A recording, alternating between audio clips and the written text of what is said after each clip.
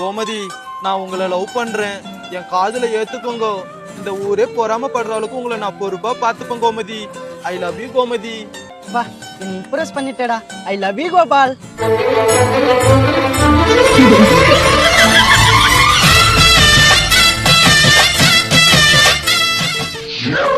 போன கூட நீ என்னடா பண்ற? உன் கான்டாக்ட்ல இருக்கிற ஆம்பளை பசங்க நம்பர் எல்லாத்தையும் டெலீட் பண்ற. ஏன்டா லூசு டெலீட் பண்ற?